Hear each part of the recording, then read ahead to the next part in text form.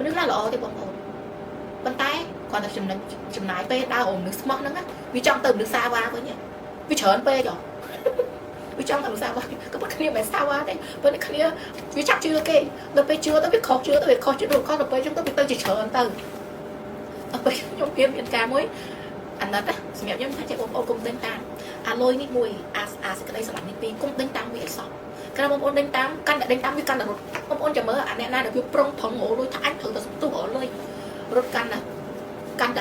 លឿនណាអាលុយនឹងរត់លឿនជាងយើងដូចវាភ័យទៅបាត់គុំដេញតាមវាមនុស្សតែស្រឡាញ់នេះគ្នាកាន់តែតាមគេអានោះកាន់តែខ្លាំងគុំតាមលុយមួយក្តីស្រឡាញ់ពីរគុំតាមអីសោះ